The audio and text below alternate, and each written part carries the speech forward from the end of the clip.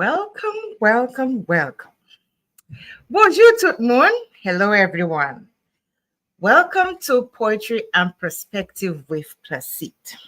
Well, guys, I know this was short notice, but I am elated to be here because I know whatever is going to be discussed here tonight, or this evening per se, is going to be very, very beneficial to all who view and listen to this live. Okay. So what I am going to do, I am going to give me just about 1 minute. Let me make sure that my Facebook viewers can view this live. Of course, we on. Okay. We are on. Okay. So let me make sure my stuff is on and we are good. Okay, we are good to go. Okay. Sorry if you all hear any noise. All right, my lovelies, my resilient risers. You know, around the world, everywhere, not a little remote part of the world that we can think of, that we don't hear of cases of domestic violence. We hear of women, children, adults. What am I saying? Women, children. We hear of people of different races. We hear of people of the transgender community. We hear everybody around the world at some point in time. You hear somewhere in the world, from the equator to the South Pole or the North Pole, from east and west, north to south. We hear people being affected by domestic violence. And a lot of these stories go unheard, and people suffer in silence. And here's the reason today. I am here with two amazing ladies. We have collaborated to bring you this amazing table round discussion about domestic violence. Okay, so I know we're running a little late. Technical difficulties, as usual. That's when the computer decides it's going to do whatever it wants. So please bear with us. And I want to say welcome to all our viewers. And if you're going to listen to this live later on, I would urge you to pay very good attention to what is being said on this roundtable talk. Okay. So with me here, I have, first of all, Miss Yolanda Carter, and she is from oh my gosh, my brain just went dead. Okay, she is from, let me tell her just briefly what her organization and where she's from. I can't believe it. Okay, go ahead, Yolanda. Hi everyone, I am Yolanda Carter. I am a Chicago native, born and raised from the far south side of Chicago. I am an author, a speaker, advocate, and CEO and founder of Beautifully Scarred, which is a nonprofit organization. Thank you, Yolanda. And of course, also with us, we have Miss Kathy Ismail Taylor, and I'm going to let her tell you about her. Hi, everyone. Like she said, my name is Kathy Ismail Taylor. I'm originally from the island of St. Lucia. I reside on the Eastern Shore in Salisbury, Maryland. I have a nonprofit for domestic violence called One Step Away, which I'm the CEO and founder. And I'm an author also. Wow. And beautiful ladies, amazing. Listen, all I have to say is this. I'm in the presence of royalty. Because you know why? We are all queens in our own rights. Okay? Yes. And don't you ever consider yourself as less, myself included. Okay? All right. So, guys, today we have a very, I want to thank you so much for collaborating with Poetry and Perspective with Placide, because I felt that, all of us have something important to give to the viewers. I feel that all of us have something important that can help and can even save somebody's life, okay? So today, I want to tell the viewers, we are not going to get into the in-depth detail about our experiences, but we're going to from different perspectives, you know, how life has been for us as survivors of domestic violence. Now, ladies, I want you all to pitch in, okay, as we go. Um, would you agree with me that domestic violence is an epidemic or pandemic? It is, I would say, from my experience, knowing it's an epidemic and it can also be a pandemic, but epidemic because it is broad. It's been going on for so long, and there's many people that goes through it, and because of the stigmas that has been going on for so long, we choose not to talk about or elaborate on what our experiences is with it because it's embarrassing and shamed. So we were taught not to talk at those times, and those are, you never air your dirty laundry out. So there is far way more people that are affected by it than we know because they're not talking about it. Absolutely, absolutely. I'm gonna piggyback on what Yolanda said, which is true. Because me growing up, when I was going through what I went through, we only kept it among our family, like among us, and at the time it wasn't known as domestic violence. It was just that, okay, your spouse is putting their hands on you or, doing other things. And then now, like presently, right now, it's a pandemic, more people are getting hurt, men, like you said, kids, women, transgender, like it's nationwide now, like it doesn't discriminate, like it don't have a face to it.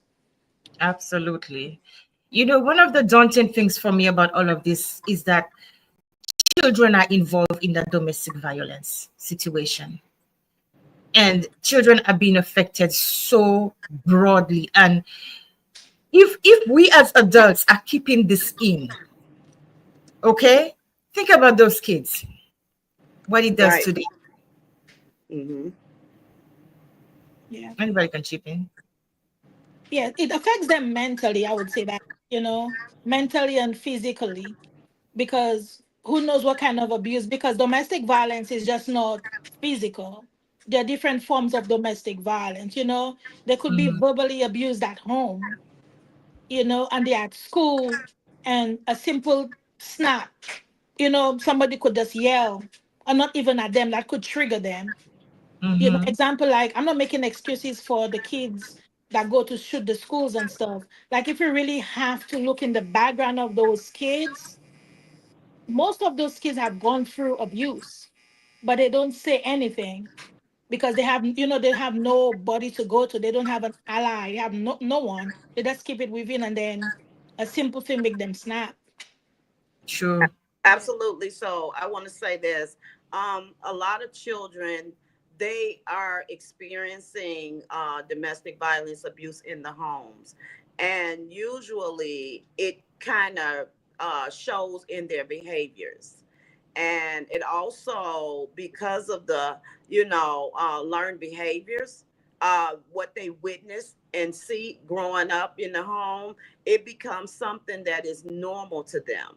And then what they do is they start, when they become old enough, they start, or even the children, like the little girls with dolls, you can see them being a little bit aggressive with the little kids, dolls, and beat them up, like move, be still, hit your, stuff like Yes. that. So Yes. those are like things, those are kind of like signs of, like, they've seen this stuff because our minds, the children minds are like sponges, and they don't know it unless they see it. So these are things that these children are witnessing in the home. And what we want to teach the children and the families about what healthy relationship looks like, and that way those children won't be able to see all the dysfunction that's going on, because a lot of it is, like you said, learned behaviors. And we have to model what we want our children to see. If we abusing in front of them, that's what they're gonna see. If we're disrespectful in front of them, that's what they're gonna see, and that's what they're gonna use. So either way, they will become the abuser, or become abused by what those the what's going on in the home. So yes. And I couldn't agree with you more, because and it will take a child that is really, really strong and focused on not, you know, n- doing things the other way, for them to not fall into that same pattern of violence, of domestic violence. Hmm. Mhm. Yeah. Yes. So ladies, I wanted to take a moment. I'm just feeling like, I don't know why, but I'm a little bit nervous. Why? I don't know why. I'm never little bit nervous. I don't know why. Oh my goodness. But I'm going to show this sticker so people can see it. Yeah, so listen. Now let's start the discussion. Let's take it a little further. So I wanted to ask how important it is, how important is it, sorry, how important is self-care, and do you think, do you ladies think it's necessary? I know per se what my take is on that, but how do you how important is self-care after you've been abused? How important is self-care? And do you think it's really necessary? Oh yes, self care for me, it is so important because it's crucial for a lot of us that to be able to recognize that when we are in it's not just domestic violence, not just it's just for your own mental being. So for me, what I said was it's crucial because it fosters hope and encourage me to be my better best of myself, my best self.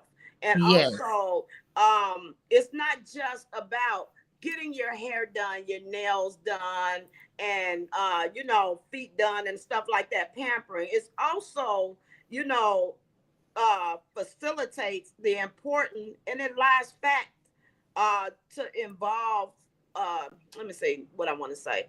Um what it does is give you, don't you know how sometimes when we are overwhelmed and we feel like, oh my goodness, I don't know what to do with myself. So sometimes you just have to sit back, be still, turn on some music, read a book, do a vacation if that's something that you choose to make you feel better about yourself. So we have to make, choices that whatever's good for us at that moment. You know what I'm saying? Because it's not, like I said, it's not always just, oh, I gotta go get my nails done. That's my self-care day. Yeah, that may be your self-care day, but that's not the only thing that you can do for yourself, your self-care regimen.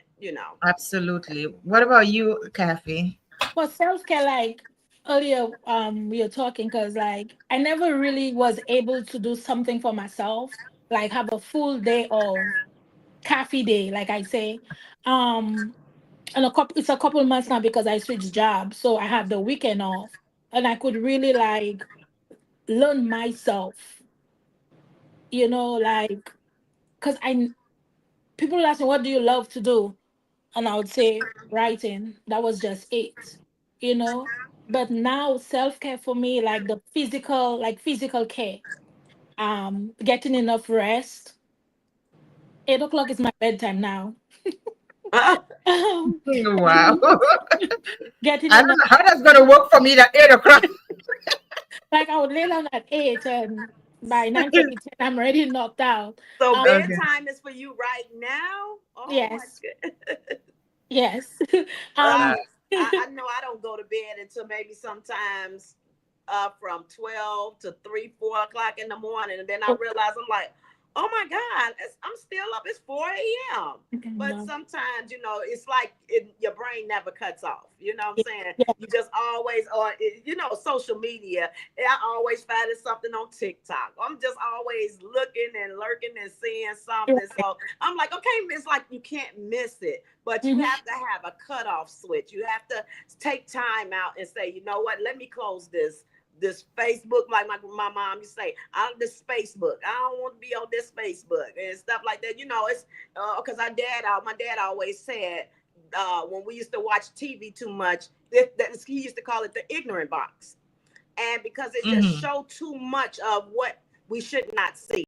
And because of now the way the society is and everything that's going on, the children are being watched by video games, social media stuff. It's not, they don't even know how to create their own games. Like we used to have double dutch, Chinese jump ropes, skateboards, jump rope.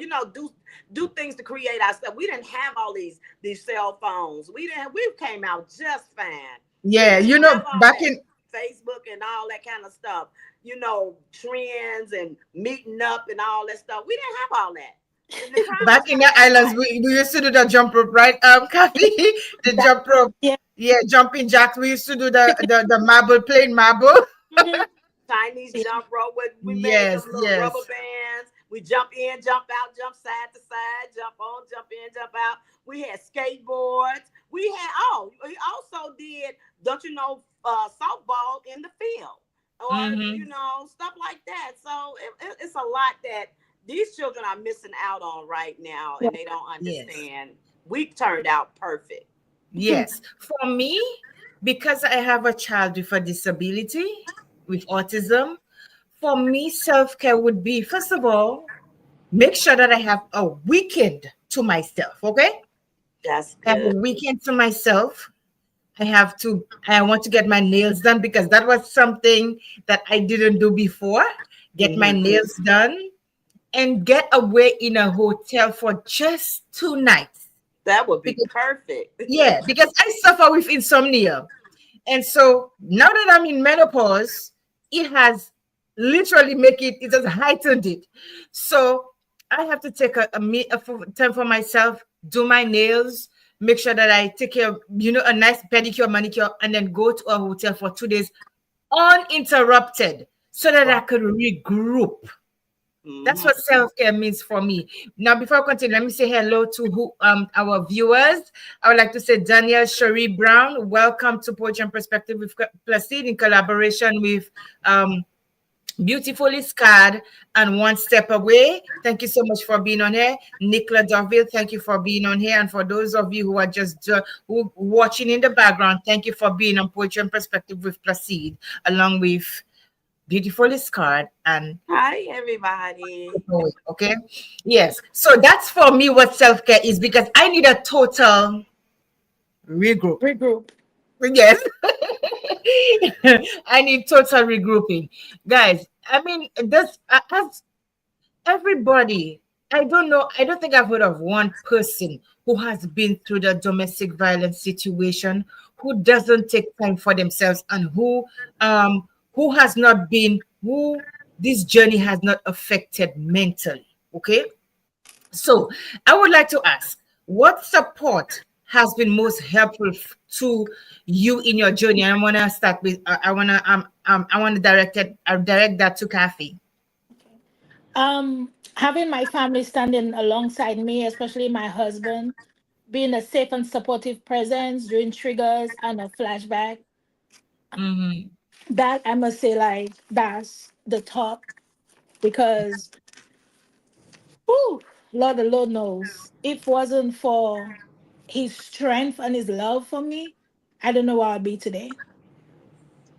Because I wasn't expecting to be watching a movie and I have to turn it off. And, my heart is palpitating so bad that I think I'm having a heart attack. Like, that's the way he speaks to me, letting me know it's okay, it's a movie, it's acting and stuff. And that's his positivity. That's my biggest support of my kids. Beautiful, beautiful. What about you, Yolanda? Well, my support, it started off with my family, and then I generated an extra family, tribe, and that just go to show you that you really need these people in your surrounding because, like she said, the PTSD, the times when you just feel alone. And Mm-hmm. because you are supposed to be so strong, everybody see you as strength, And when you're not feeling your best, you just don't know how to tell everybody. So you start suffering in silence. So it's important to have a tribe of people when you can call and say, hey, I'm not feeling my best, even though you don't want to say anything, because I fell through that a few months ago. And I didn't know who to talk to at that moment when you're going through it.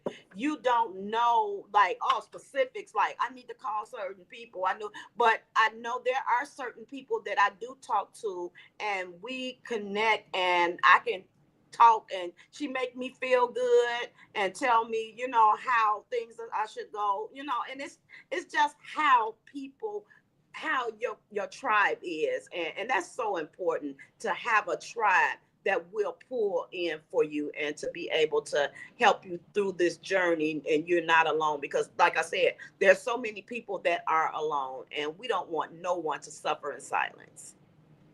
Now you are so absolutely right. I think the silence part for me, that's what has gotten to me. But I know for sure that me, I did not, for the support part, my elaborating on what Yolanda said, you need to have that community. A community, It yes. is one thing to be abused and don't have people believe you, especially when it's in the immediate family.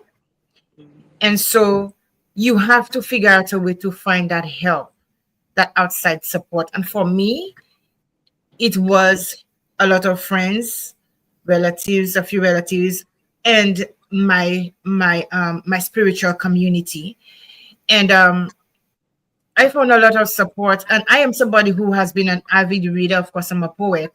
So when things happen to me, I put everything down on paper.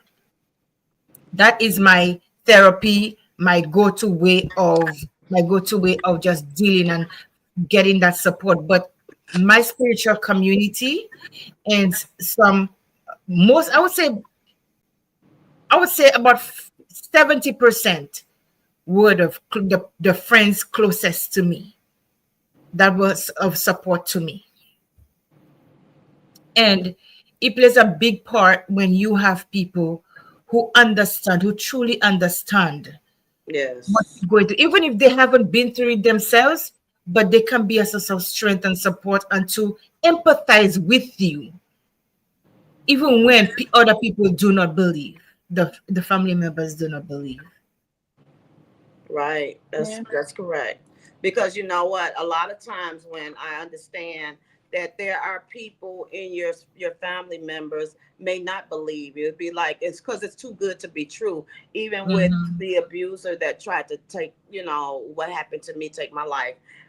He was just so, I mean, well rounded. He was very charming, very charismatic. I mean, he was the type of person that, would have everybody laughing in the room. So it was always too good to be true. So it'd be like, not that person did that. He don't even seem like that type of person.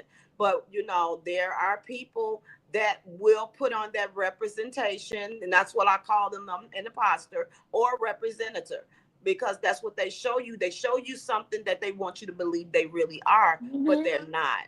So Mhm. yes, that's just how people look at it. Be like, girl, I don't believe you, girl. That man didn't do that. And so I understand, because I've heard so many people on so many different platforms talk about how the abuser was somebody that was really charming, very charismatic, just such as mine, and it was just too hard for other people to believe that this person become a monster. Like, man, one minute we good, and then the next minute, how can you say in the same breath that you love me and then you want to take my life? So Mhm. that's Too good to be true. Kathy, Agree. did you realize she says such as mine in there? Dr. Jekyll and Hyde. Yeah. You see, it's not written on anybody's face forehead. I am a domestic violence abuser, or I No, engage in domestic violence. I am So an abuser. No, yes, exactly. I'm not gonna walk, So or I'm just a crazy person that wants to deal with it. No, Yeah. but it's just that, you know what? It seems like we attract some of the same type of people. Somebody was just telling me that, like, you attract the worst man. But how? Like how? Yeah, it's just Like, like, what do I was have it on my something on our forehead? forehead? Like Right, say like, something to okay, this us? is the type Like of man that I like. No, I want a man that's going to respect me. Respect goes a long way. yes. Thank God for mine. Yes. Yeah.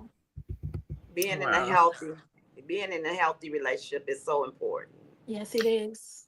It is. It is. And so, what? So, do you ladies believe that abusers can change? Absolutely. I believe that the reason why I said that is because, when we are, you know, when a man, even a woman, you know what I'm saying? Because we have to recognize and be transparent about domestic violence is not just a woman's issue.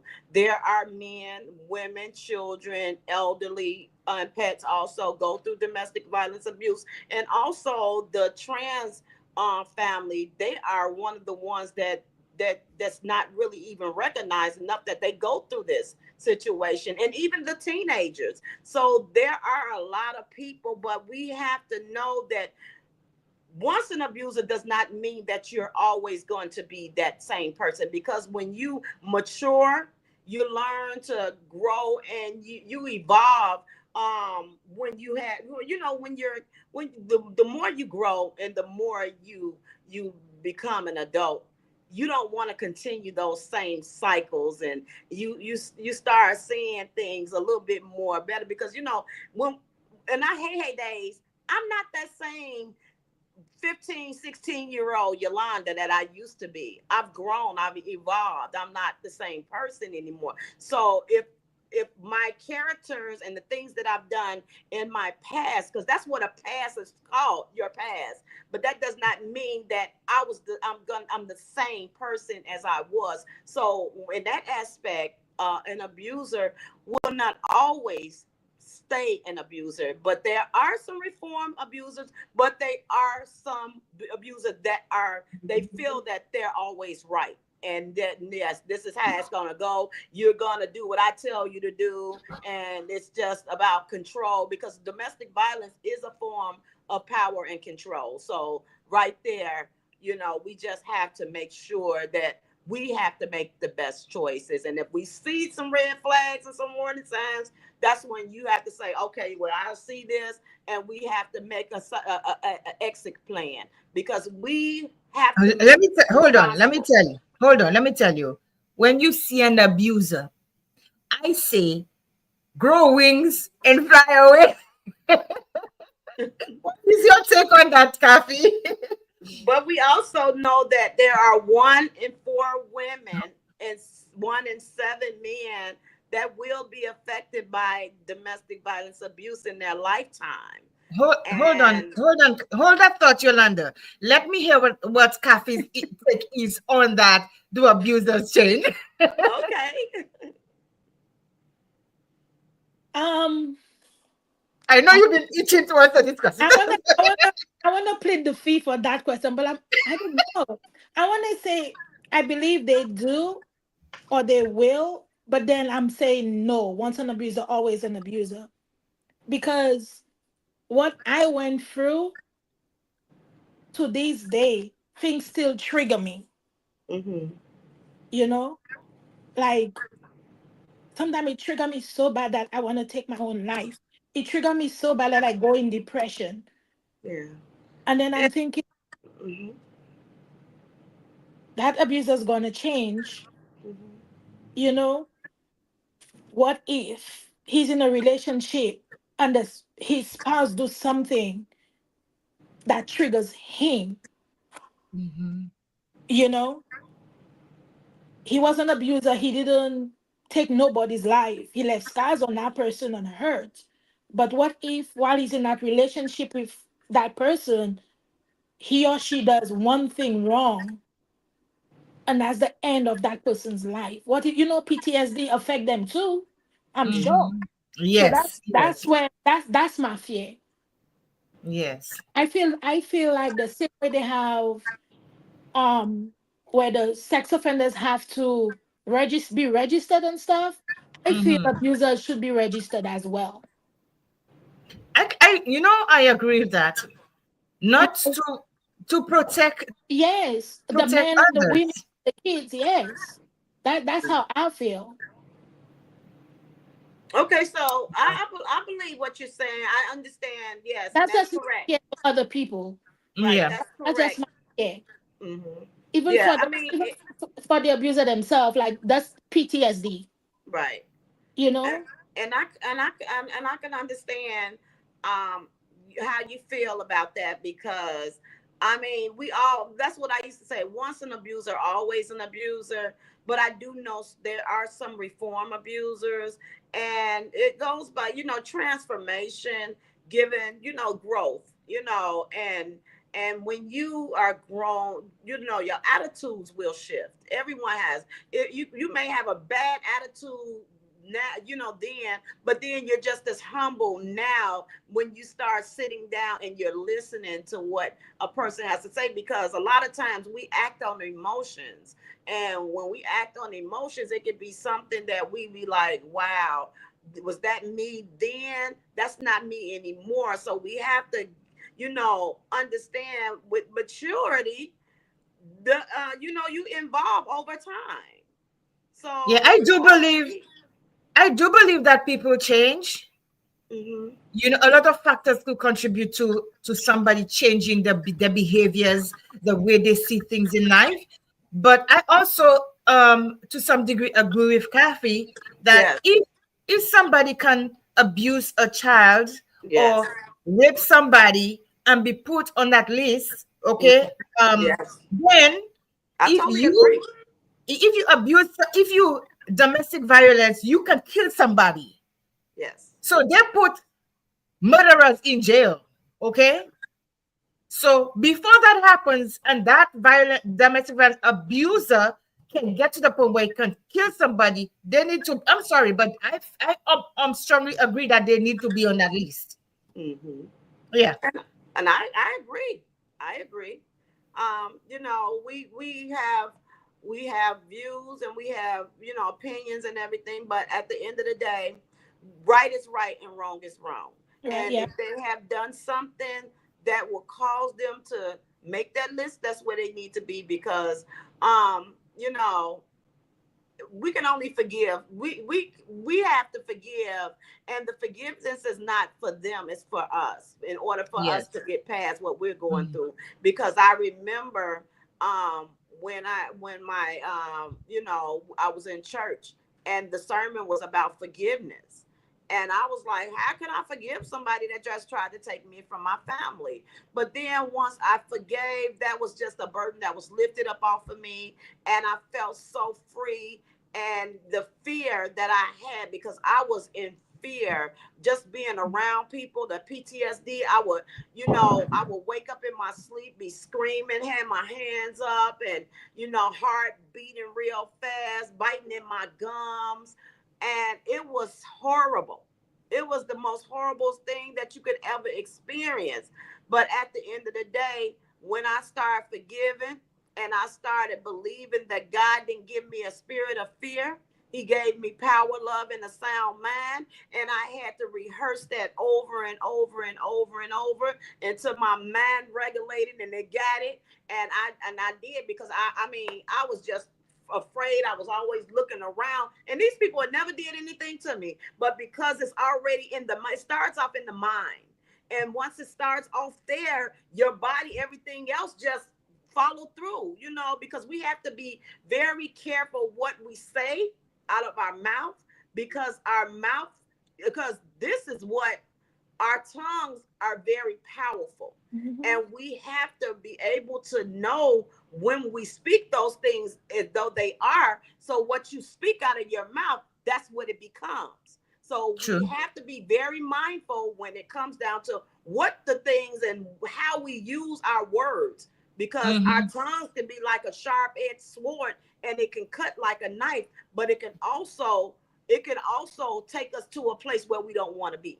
Right. True. True. True, True. true, So true. let me take a moment. Okay. So I got a little bit emotional. I know Kathy got a little bit emotional. I want to take a moment for us to breathe and to let say hello to our incoming viewers. So we have Sanu Joseph. Hi, Sanu. She said, hello, everyone. Hello. Sanu is the CEO founder of Where Ladies Talk. Remember, I told you ladies about this Yeah, yeah. yeah. So she's doing amazing things with women. So you ladies have to meet her. She's amazing. And also we have Free Spirit Sandra. Hi guys. She said, I agree, Cindy. Too many abuse has gone without intervention, which has led to people losing their lives. Absolutely. We also have Ninfia Emmanuel watching. We have Anthony Catalina watching. Welcome, welcome. We also have Marjorie Douglas watching. Thank you so much for joining us. This program is brought to you in collaboration with this program is brought to you by Beautifully Scarred, which is under the umbrella of which is the founder Yolanda Carter and one step away Kathy Ismail Taylor. Give me 1 second. Let me show you guys the logos so you understand where they are. Let me share my screen. I am very bad at this still. I am very bad at this still, guys. So give me a moment. So let me see. Did I share it? Nope. Okay.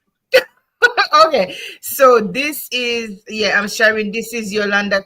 This is sorry. This is Kathy's one nonprofit organization, one step away. You know, tell us a little bit about that, Kathy. I'm sorry. I'm going to ask you both to tell us a little bit about your organization, and then we're going to continue. And also, the Yolanda's organization, which is let me see if I can stop sharing right now. Yolanda's organization, which is give me one second. I know I'm good at this. Okay. I need a moderator. Somebody. Um, Yolanda's organization, which is Beautifully Scarred. I'm telling you, these women are doing amazing, amazing things with their organization. So I would ask you guys to visit them. I'm going to put the information on there in a little bit so that you guys can go visit and see the amazing work that they are doing. And of course, I am Miss Cindy Placide and I bring all the information to you. Okay, so guys, listen, let me tell you. So we are collaborating to bring awareness, to further bring awareness to domestic violence and a host of issues. Why am I hearing myself twice? That host of issues that affect us as women, as people. Let me read what Sanu said, which is so absolutely amazing. She said, the 16 Days of Action Against Domestic Violence campaign starts on November 25th, 2024, which is the International Day for the Elimination of Violence Against Women, and concludes on December 10th, 2024, which is International Human Rights Day. These 16 days provide a dedicated period for advocacy and action. Thank you so much, Sanu. And this is what we are doing.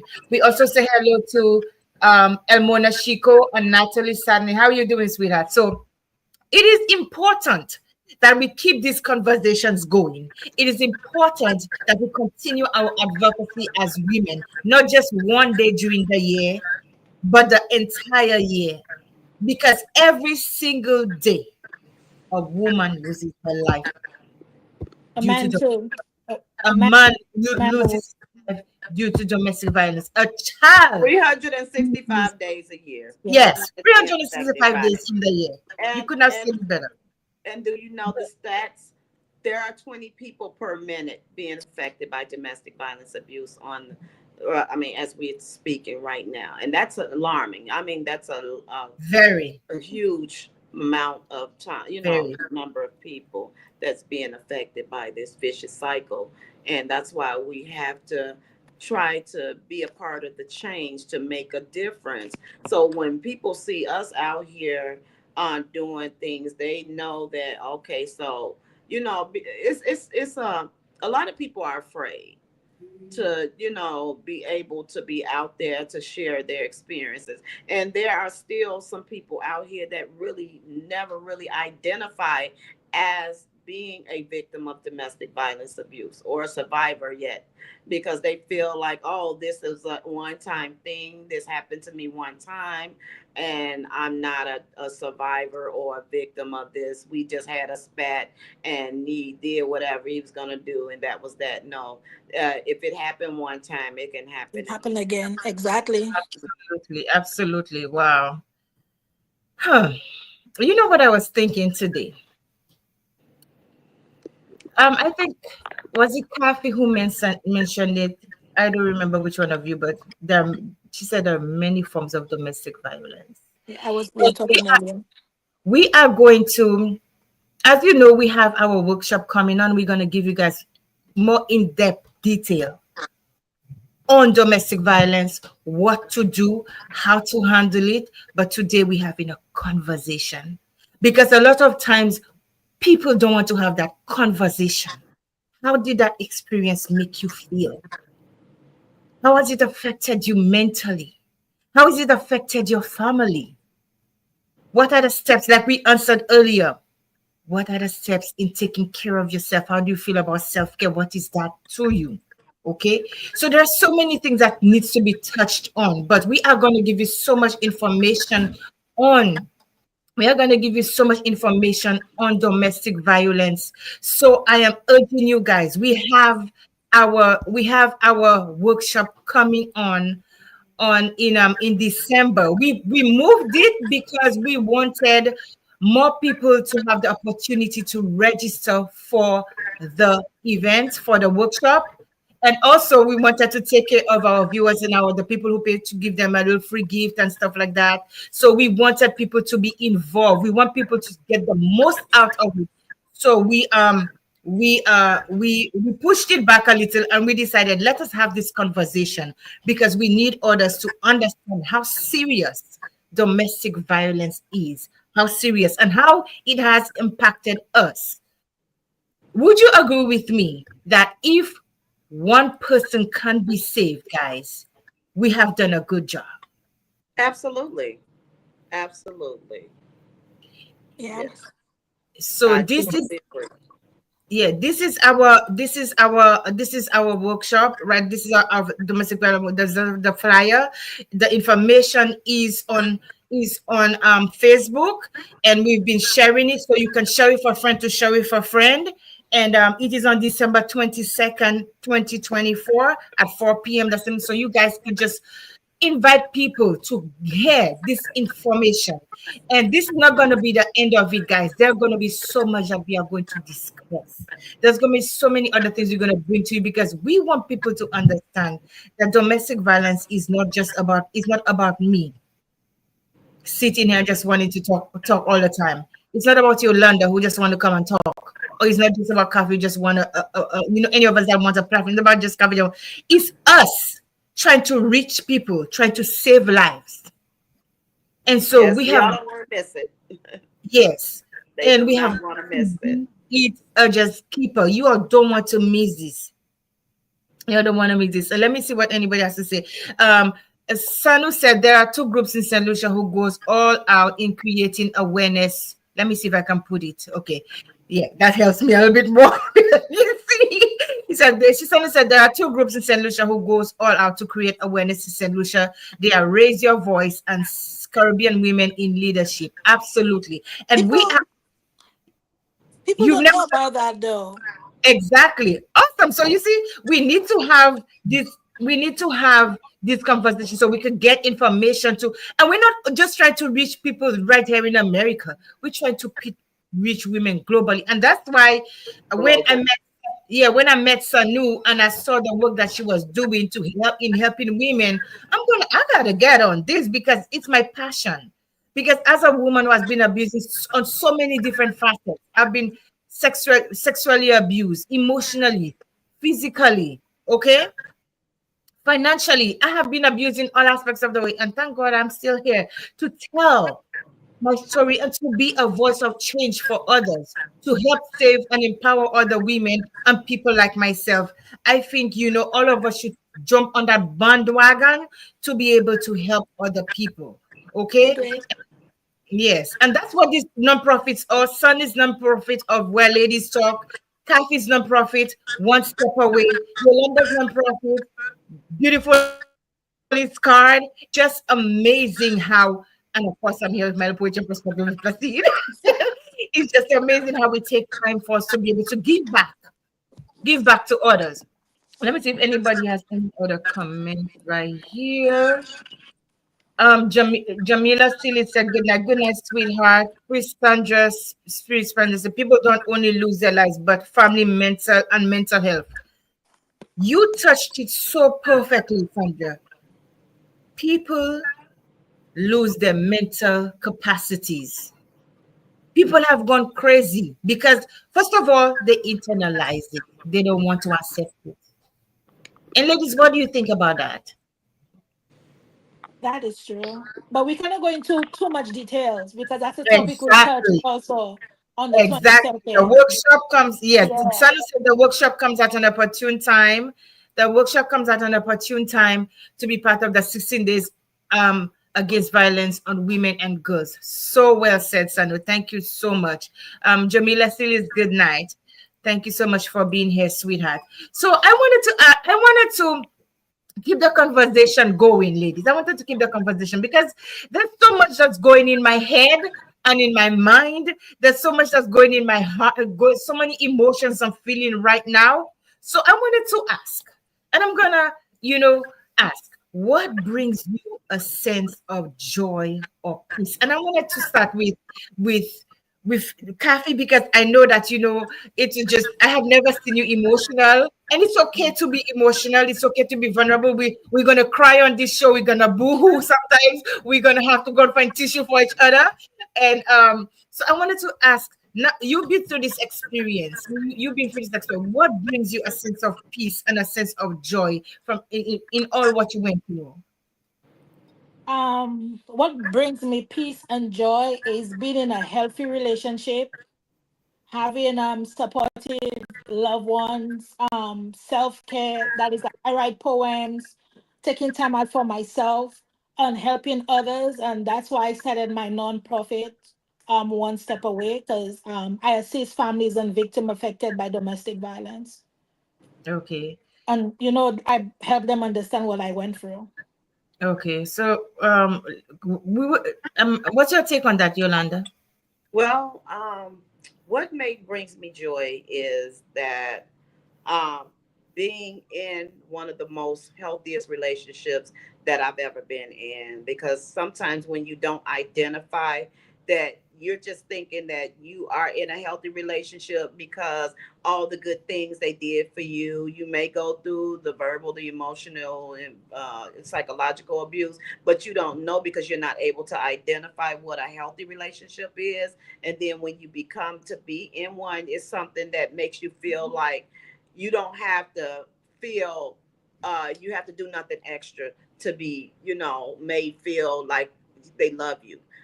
First of all, I want you not to just love me, I want you to respect me, and that goes a long way. And what also brings me joy is to be able to help someone else to talk about what their experiences look like and how I can help them to get through what they're getting good. Because sometimes it's just a simple conversation, and sometimes people just want you to listen.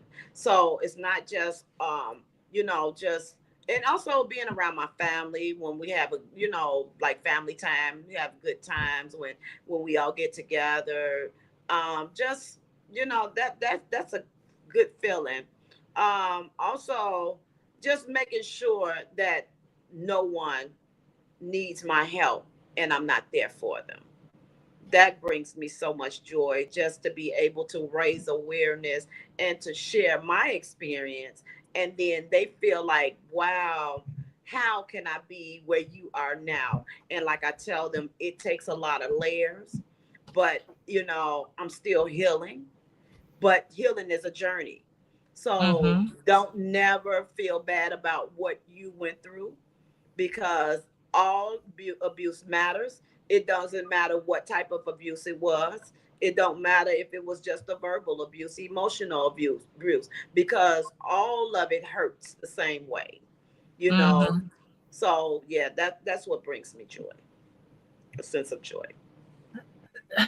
I am really to. I agree with both of you ladies, and this has been that experience for me too, to be able to help people and to take care of myself. But I think the greatest joy for me is to be able to, in my mind, know that if I could just if I help just one person, even if they say just Cindy, thank you for that information, it really opened my eye. That gives me a great sense of joy. Hmm. Mhm. And we sometimes we don't understand how much people go through. Okay. Sometimes somebody in is in that relationship or in that environment, and they are scared out of their wits and they're looking for a way. Hmm. And it's just a simple, even sometimes you don't say anything, just somebody just say, you just hug somebody and they just, you could feel it. Mhm. And that gives me a great sense of joy to know that I can at least make somebody feel that they are not alone in what they're going through. That gives me absolute joy. Of course, I like to take care of my, like I said, overall, generally, I like to take care of my nails. So when I could sometimes like Kathy said, I have triggers. And sometimes when those triggers happen, it's like, oh my gosh, oh my gosh, oh my gosh. I'm hyperventilating. I need to do something for myself. Okay? Right. I need to do something for myself to just take me out of that mindset. Even if it's just read my Bible. But just for me to be able to be okay with that, it's mind blowing. And I don't like to bring, but the I like to sometimes quote the Bible, although I don't like to bring religion and politics into whatever we're doing. But the Bible does say it is better to give than to receive. Receive. Yes. When you feel that you have given somebody something and it has helped them, you feel a great sense of joy. Hmm. Yep. Great sense Absolutely. of joy. Yes, most definitely. I Yes. rather, to me, I rather give than receive, because I like to see how it affects them. How it, you know, Put a what's smile it, on their it put a face. smile on their face. It makes them feel Yes. good, because my dad always taught us is that give, because there are so many people that's less fortunate than you are, so you give and never without any expectations. Mhm. Mm-hmm. Some people feel like if I give it to you, you should give it back, but I don't. That's why I never do any borrowing, or I never, if anybody needs something, I'll be like, well, you can have it, because I don't believe in borrowing. Let's borrow this, borrow that. No, it's a gift. Mm-hmm. It's a gift from God. So Mm-hmm. accept it, Yes. because God put it on my heart to give it to you. And Mm-hmm. that's just how I was raised. Yeah, wow. So, That's beautiful. mhm. So, with all that said, is there anything you wish others would understand about what you went through? Kathy, let me start with you. Um, yeah, I would say first, I would say it's not easy to leave because even when I go out to speak, some people always come to me, why you didn't leave? It's not easy to leave. Like I always say, you have to walk in my shoe for you to understand what I went through. So it's not, I want them to know that it's not easy to leave. Um, Abuse is more than physical. Healing takes time. Rome wasn't built in one day. You know, think like you hurt your finger or your nail broke. How long you have that pain for?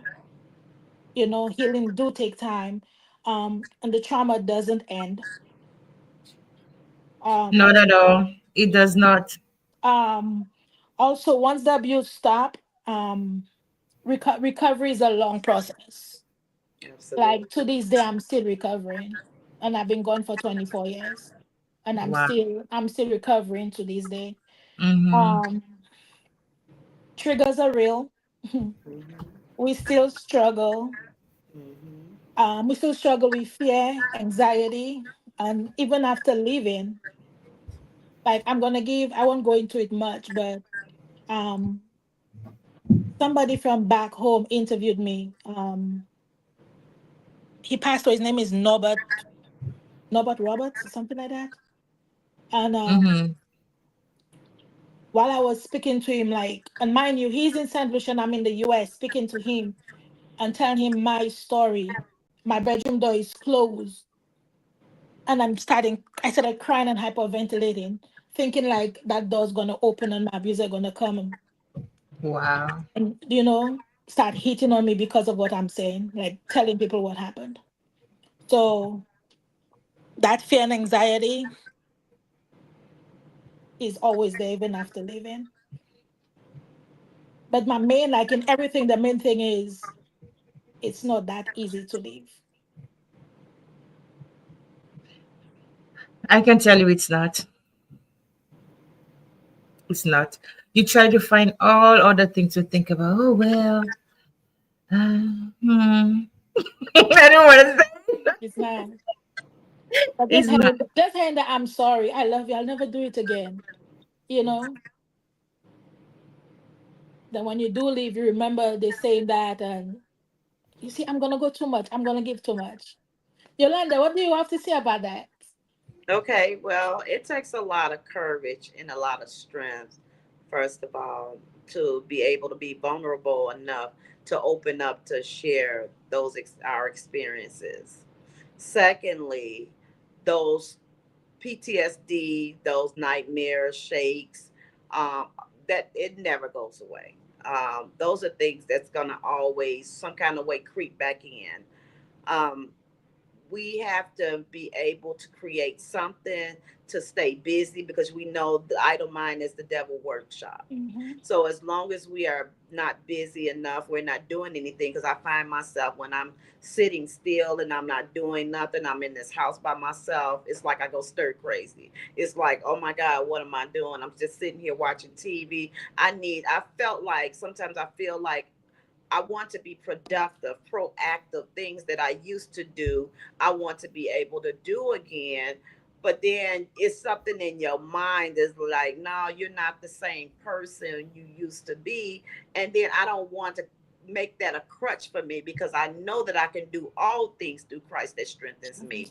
For Amen. me to Mm-hmm. then have gone through those situations, those very hard times that I've gone through, I'm not that same person I used to be, but I'm not where I used to, like they say, I'm not where I used to be, but I'm better. I'm getting better with time. I feel like that phoenix that's rising above its ashes, and now I'm soaring. So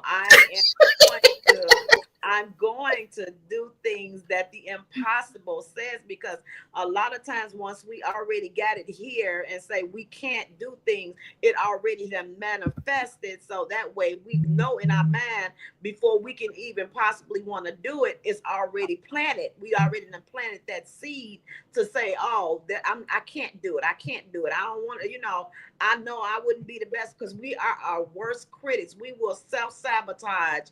And sometimes I've been told, Yolanda, you are too hard on yourself.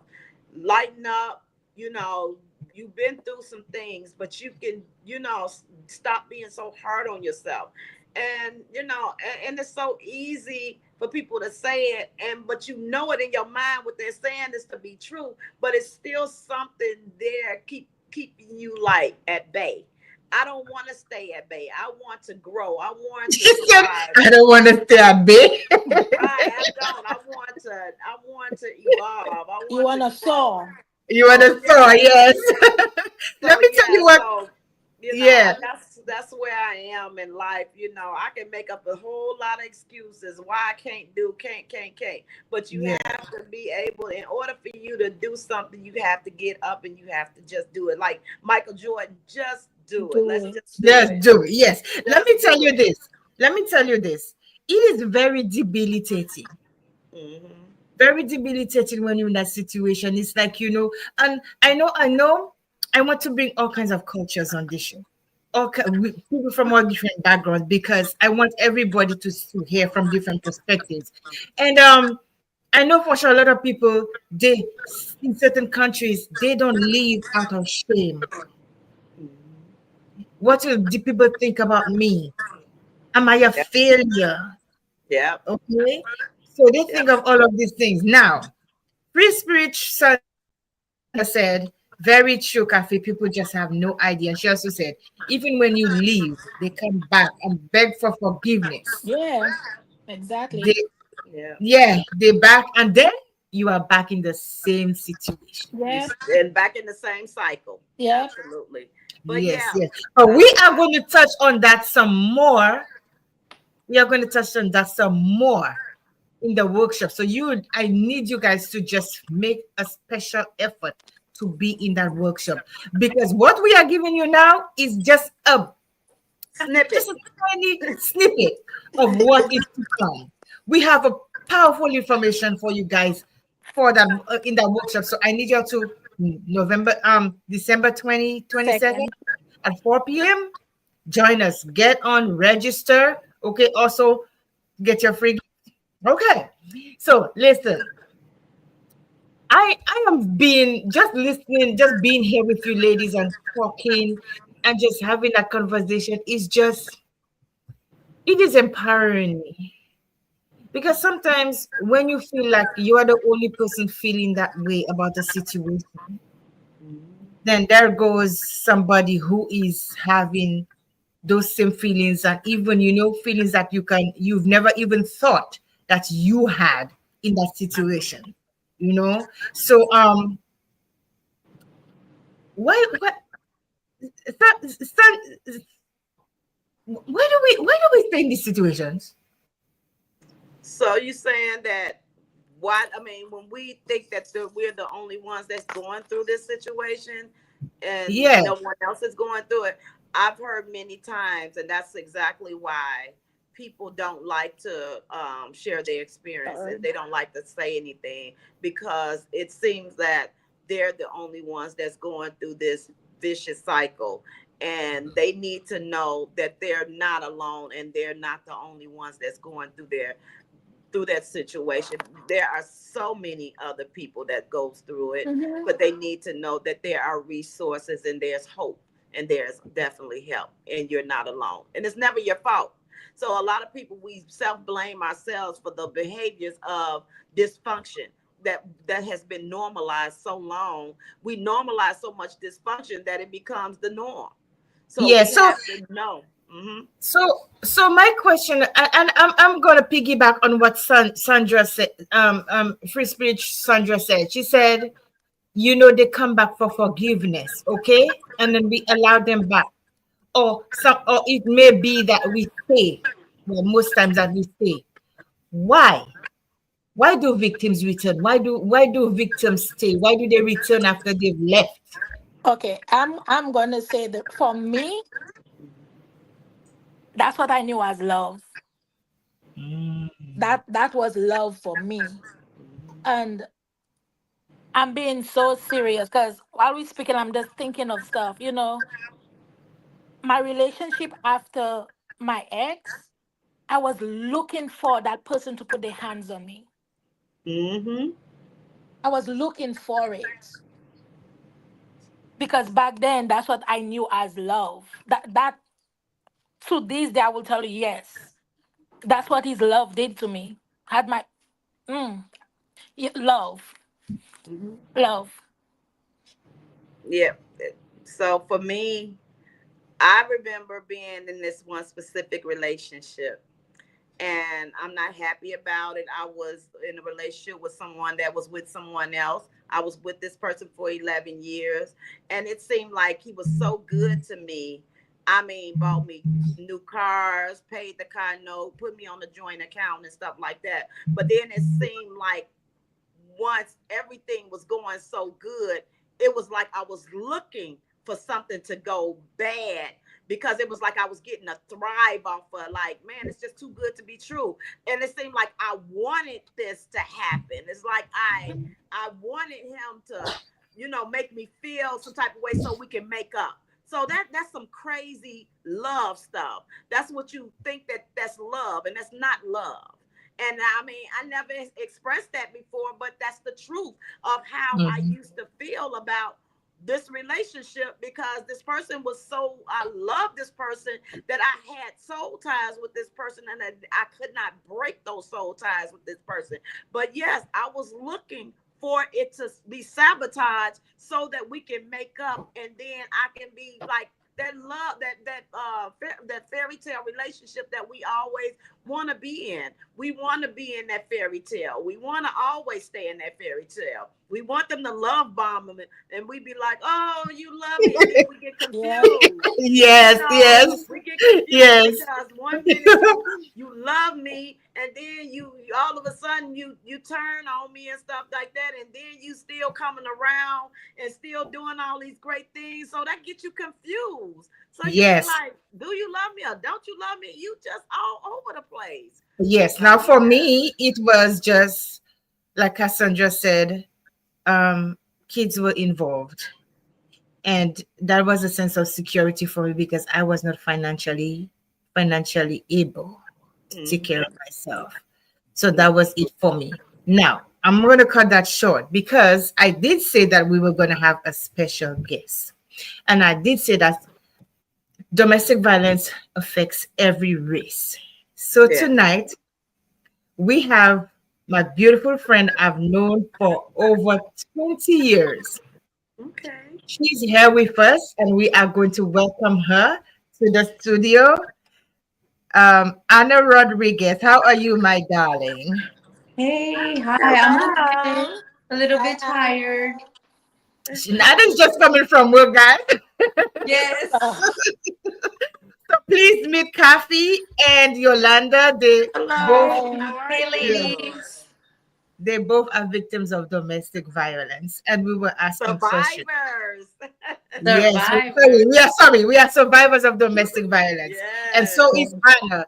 So Anna, we were just having a brief conversation. So please tell us, can you tell us anything about you first, who you are, and what makes you be here with us today to share your feelings on this issue of domestic violence? Yeah, this was all last minute, so I wasn't like prepared or anything. So it's That's just okay. raw.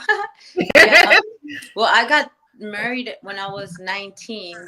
And again, I think it's like a pattern that you follow because basically the abuse came from my mom, where, where she would beat you and like treat you a certain way, and you get used to that. That's love. And then, oh, I'm sorry, whatever, I love you, and then you get beat again, and then it's like a cycle. So Mhm. I to me, I realized that that's what you're looking for, that love that so when I got married, he would mistreat me, treat me like a child, and like tell me everything I did was wrong, I never did anything right, and then just hit me. The first time he hit me, I was like, oh my God, what just happened? Do I need to leave? Do I need to call my mom? Do I need to get help? I didn't know what to do. I was in shock. So then he leaves, he comes back and apologizes. Well, you made me mad. It's your fault. And then I'm like, oh my God, I'm sorry. I didn't mean to make you mad. That was the first time he did that. And then after that, it's the cycle again, because that's what you're used to. That's love. My Yeah. mom did it. My mom loves me. So he's doing it because he loves me and it's my fault. So Mhm. I feel like that was it, because after I'm 48 now, so I was married 20 years. I've been divorced for almost 10. But you realize, like, that's not right. And you don't tell anybody because you're ashamed. You have this perfect marriage, your husband, your kids, and you feel it's okay. And you can't tell anybody because they're gonna judge you or be like, "Oh my God, it's easier said than done. Why don't you just get out? Like, leave his ass or just get out." But then you have children, and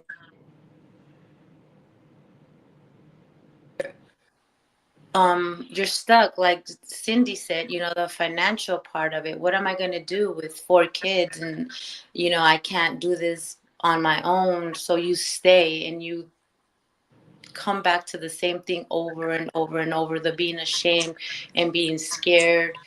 He would always threaten me, like, if you leave me, I'll kill you. So then now you're scared, So to me, that's how it was. It was just being scared of him and the not being loved, I guess.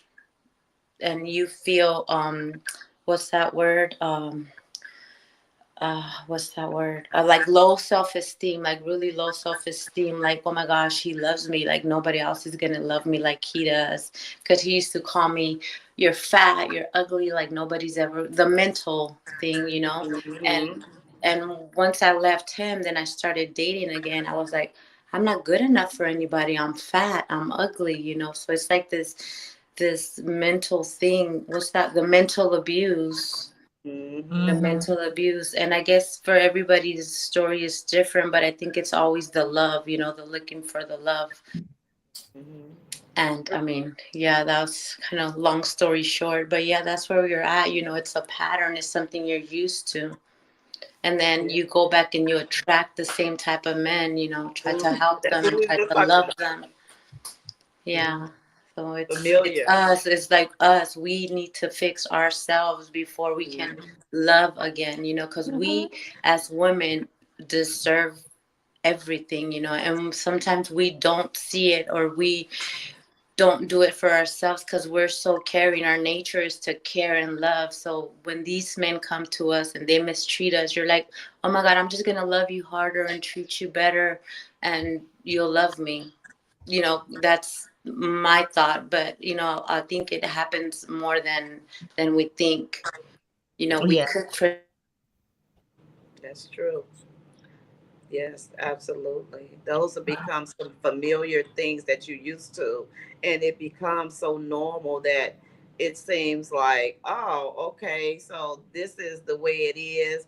And then we start self blaming ourselves for the behaviors that they cause, and they make it seem like it's your fault, but it's never your fault. Hurt people hurts people. Yeah. So it's always something that is on the inside of them to make them to react to you the way they do, because they have low self-esteem. They may be having some insecurities. And because I was asked before why, would make me those type of men, why do I attract those type of people? They asked me, did I have low self-esteem, insecurities, or daddy issue? I have neither one of those things. I just Wow. that I guess I just attract the wrong type of people. But you know what, I finally got it right, because I am in a healthy relationship, and that relationship makes me feel like I'm just on top of the world. We laugh and smile. He tells me all the great things and make me feel good about myself. I can remember me just I wasn't going to take my eye patch off around him. And he told me, he said, no, you're beautiful. He said, take your eye patch off, be you. You don't have to wear that. You're beautiful. I love you the way you are. And then I'd be like, I'm fat. I don't want to be, like, baby, you are beautiful. So those are the things that the person not only loves you, they respect you, because when they respect you, they will not do anything that's going to hurt you or make you feel bad about yourself. Absolutely. Let me say hello to you. Want to say something, Kathy, before I say I was gonna say, like, on what both of them said, like, self love is very important. Mm-hmm. Because mm-hmm. I never, yes, I should tell myself I love you, look in the mirror and say I love you, I love you. But I never really meant it because I really didn't know how to love myself. And being in a healthy relationship and hearing your spouse, saying those positive affirmations to you make you believe yourself. Like me, I hated my nose. I always say if I had to fix one thing on my body, take off the sky in my eye and fix my nose. But my husband always tell me, your nose is so beautiful. You're so pretty. Your nose is so beautiful. You're so pretty. I believe it. That's what I Yeah. went and do. I went and put a nose ring. My husband's like, my husband's like, you keep saying you change your nose, but you put more attention to it. I said, attention to what? My beautiful nose? My nose is beautiful. So just hearing all those positive affirmations from somebody that will never put their hands on you, never put you down, builds Mm-hmm. you up, builds up your self-esteem. Yeah, Mm-hmm. self love is very important. I know for me, I have never said this publicly. I'm gonna say it now. I think I have watched a lot of abuse in my family circle. I have been abused on so many different fronts.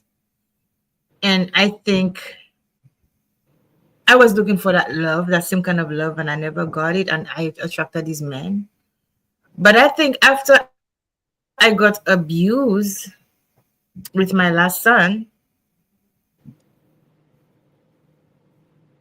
what he did to me. Give me a moment. I love you, Cindy. Yes, Cindy. Take your time. It's gonna be it's okay. Yeah. Like, no matter how long you've been abused, like, just talking about it, Hmm.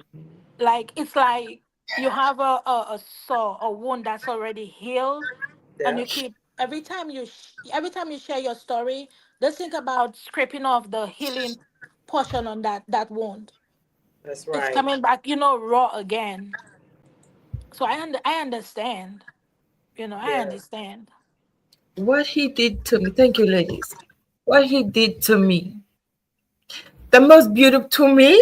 I know I'm a beautiful person, both inside out. But the most beautiful part of me, I feel to me, is my breast. I love my breast. And I felt I'm not beautiful enough for any man. And I tried to chop off my breast. Mm. Ooh, I no. have never said that publicly to anyone. I felt I was not valuable. I felt no man could and would love me as I needed to be loved. Mhm. And so that has affected me. There are a lot of good men who have come my way, and I just cannot. I'm all excited when they start talking to me, and then I just think, I cannot. And I've been single for a minute. I've had sex, yes, but sex is not love. And I'm choosing to take care of that part of me before I can be in a relationship with anybody else. Yeah. I have to love me deep enough to know that whatever they do or whatever they say is not going to affect me.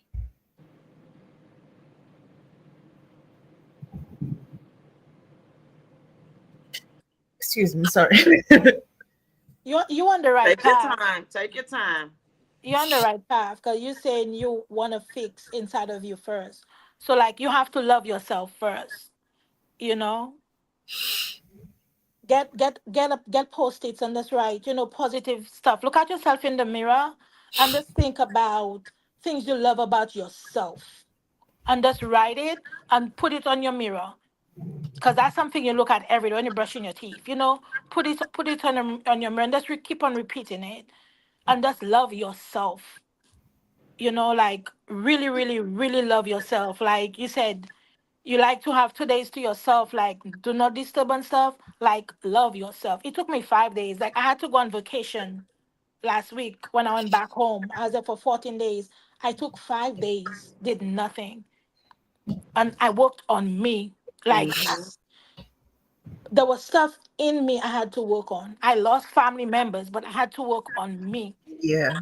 Because you give to make people feel good, put a smile on their face. You give so much, you forget Yeah. about yourself. You keep pouring Yep. out of your cup, but now your cup is Mhm. empty and you have Yeah, nobody to pour back in your cup. that's true. Mhm. So you have to like put you first for a minute, put everybody else on the back burner, put you first for a minute. Even taking care of your kids. That's so Mhm. Let's true. say you have to do breakfast for them. Before, get your cup of coffee first.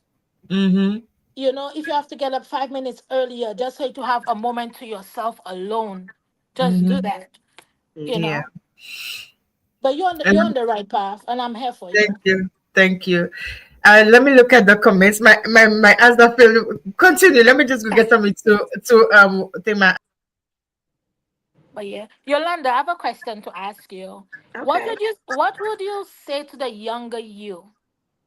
Like, yeah. Um, my younger me. Well, I can kind of remember, well, not from what my remembrance is, because I've experienced, that was my first encounter of domestic abuse. It was called Lover's Quarrel in the 80s. So my younger me, now I would say I would watch and pay attention to those red flags and those warning signs, those telltale signs. Because when someone is verbally abusing you, when someone is trying to take all of your power away from you, make you isolate you from your friends, family, and loved ones, those are things though that we need to pay attention to. Those are things that's not love. When someone isolating you, taking you away from people that can put any type of sense in your head to make you feel like, oh, this is not right. This is something wrong with this. So my younger self, I would say, Yolanda, you have to make better choices. You have to pay attention to those red flags and those warning signs, because the writing is always on the wall. So True. yeah. So what I've already said it to myself because my abuse started in my teenage years. I was 17 and I was a teenage mom at that. I would I apologize to myself, my younger self. I always say like I'm sorry, little Kathy, for what you've been through, and you shouldn't have settled. Don't Hmm. settle. Don't never settle. No matter what situation you're in, don't settle. And Right. that's And I where I am. Don't mhm. settle. Yes, Don't thank you for settle. that one. Yeah, me too. Mhm. Because Yep. I was a young teen mom. I was a 16 when I had my first child. My son is 40 now. So that just telling me, y'all telling I'm telling my age. But yeah, my son is 40. I have a 40-year-old son, and I look like I'm 40 myself though. Yes, you Yes, I have a 40-year-old. I have five adult children: 40, 37, 35, 26. I mean 27 and 25. And do. Yolanda. Also, I two have of your kids 11 almost my grandchildren. kids' age. How many grandkids you have? 11 grandchildren. I got two that's adults. They 21, 20 and two. She'll be 22 next month. Grandchildren. So I Oh have a wow. lot of grandchildren. I'm a baby next to you, Yolanda. We age gracefully. We age gracefully. Yes. I look like a Wow. young girl. But yes, but my thing is, I wouldn't have had any children being young. But I didn't have any struggles. I had a good support system. My mom, my dad, my son. I was 16, so my dad made sure my son became a man. My mom would babysit, so that's how I end up having more children because I had a Mhm. babysitter. I I could don't just do Oh, that. drop them off goodness. when I I wanted don't to. babysit. Like, But take your yeah. baby and go home. Yeah.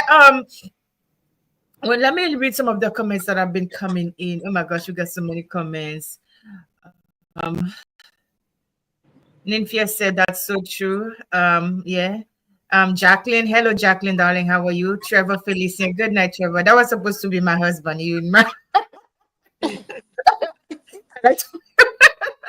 Yes. Natalie said so true. We women deserve better. Thanks for the word. And Sandra said most times they gaslight you, especially if it's your first relationship.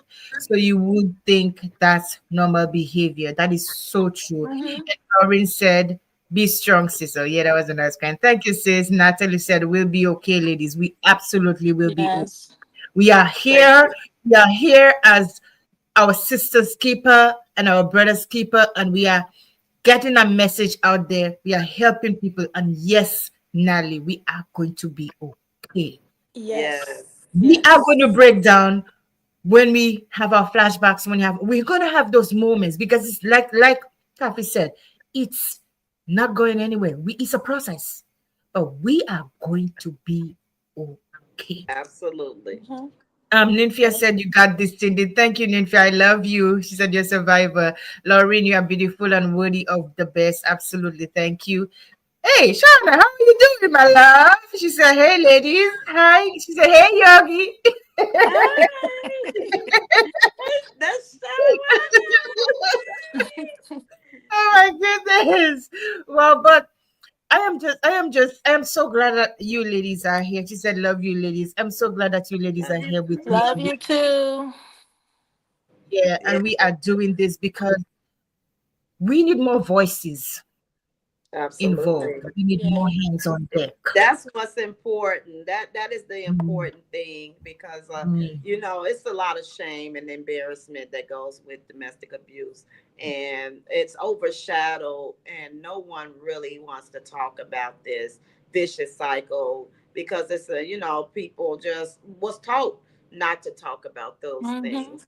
mm, Brush And it when under we the were rug. taught to not to talk about those, and then not only just being taught not to talk about it, who wants to let somebody know that someone is going doing something like that? And then not only that, after we go through it, we still gonna be with them. But why are you telling everybody what you're Yeah. going through, and then you're still turning around being with this person? Then everybody else is mad at them, looking at this person sideways. So you feel like, okay, I'm not getting ready to put myself in that situation because I don't want nobody to know because I'm still gonna be with them. So mm, that's the thing that we always we struggle with because we want people to mhm. know something, because just in case it happened and it go really bad, somebody will know, listen, you know what, I'm gonna tell you, this person, we've been at it and we've been tussling, and it's been going a little bad, so I just want to make you aware. But then that's when those stares come, and that's when they be like, I don't like him, you need to leave him. But leaving does not always equal safety at that time. You have to come up with a True. strategy.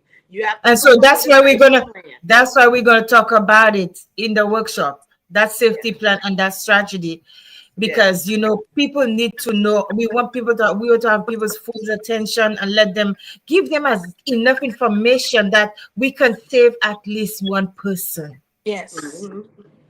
We can save at least one person because, like, I don't know which one of you said, there are more people who are indoors who are facing this and who are suffering in silence. Yep. Hmm. And Yeah. the number of us, the percentage of us who are out there talking is minimal compared to the amount of people who are going through this. I love children. I love the elderly. Think about those elderly people who are on a wheelchair, who sit on a chair and can't do anything, and they're being physically abused. Mm-hmm. Mhm. Think Because about it those happens to not only people, that it happens to the all elderly. ages. It's a lot of it is their caretakers that Yeah, abuse all them. Yep. ages. Imagine those children with disabilities who have been physically abused. Absolutely. Imagine my little Noah when he was non-verbal, for Yeah. somebody to abuse him. Yeah. Those children who have done, it's a lot to think about. It's a lot that we can do with these platforms that we have, these non-profit organizations, this whew, okay. Yeah. Don't give out too much information. Everybody on here need to register for our workshop December 22nd. The first 20 people will be getting goodie bags. Yeah. Um, Once you register, you'll see a area where you put your t-shirt size. I will be donating a t-shirt from One Step Away. Um, some might be getting a book with that or other little stuff. So Yes. tell a friend to tell a friend. We cannot give too Yes. much information. Cindy almost gave too much. I get Yeah, because on that workshop, we won't just be talking about domestic violence. We'll be talking about everything. Yes. Every all ailments that come in front of us. Mental illness, suicide awareness. N- Name Yeah. it. We'll be talking about it. So tell a friend to tell a friend, and be Tell a in the friend to 20. tell a friend. being like 20 people that pay to hear us. And if you have any questions for any of us, based um um be, my brain. If you have any questions for any of us, from the flyer that we put out there, the numbers are on there. Give us a call. If Yeah. you have any problems with signing in, we will help you and guide you through as to what you need to do. So how do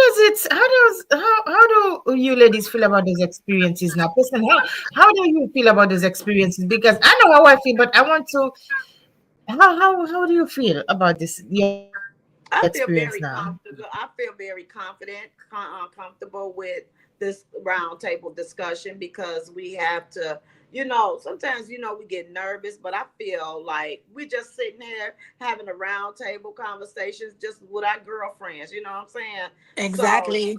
that's how I feel right about now. I don't feel uptight to be like, oh, what am I saying the wrong thing? Like everybody know what I'm supposed to say. And maybe only I'm supposed to know if I did it right or wrong. You know what I'm Right. saying? Because Yeah. Yes. sometimes we be like, oh my God, I forgot. Oh, I didn't say that right. Did I do that? But don't nobody know. You see, I had to catch myself because I forgot I was on live. I got up thinking like I was on the phone like a couple of nights ago when we were talking. I got up to close my door. And you It, know it, what? It don't help me no good to make no notes because every time I do that, I don't go off the paper. I go off of something that's up here. yeah. This is life experience. This is life Yes. Mhm, experience. So Yes. can nobody mhm. tell me nothing about anything about abuse that I don't know nothing about? Talking about, Yes. oh, you gotta have a certificate. You gotta be certified. Yeah, I am certified. But the thing But is, life these are experience. life experiences, and if you can't understand what life experiences is, something is wrong. Yep. Mhm. Listen, Yolanda, I'm looking you as you're talking, and I'm seeing the lights of the city at the back of you. It's beautiful. Oh yeah, I could see she put her head. You It's know what? beautiful. Yes. Yes, it's beautiful.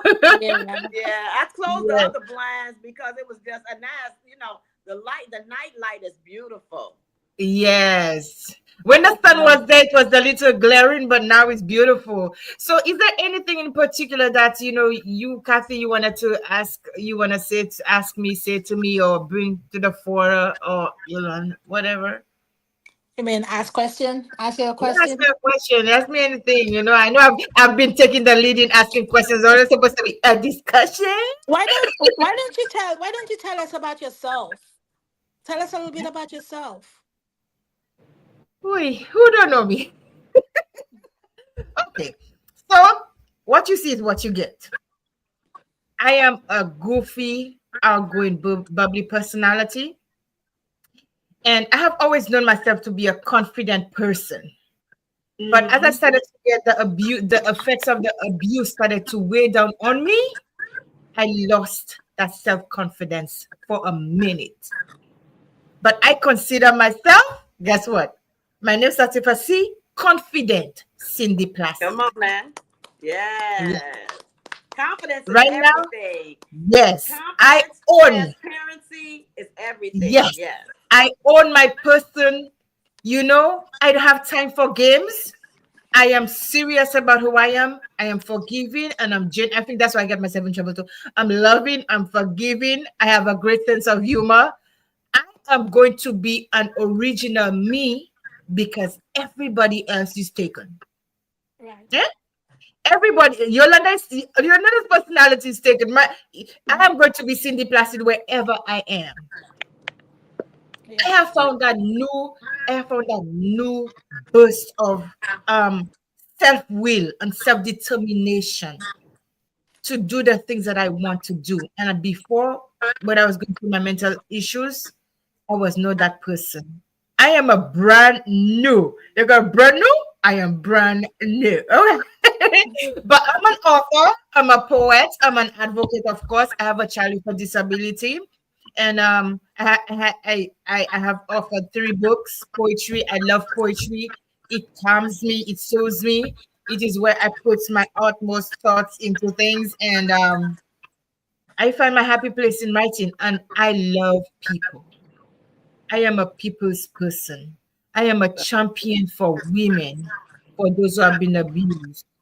And I love to make people feel good. I don't believe there's nothing that we want to achieve we cannot achieve.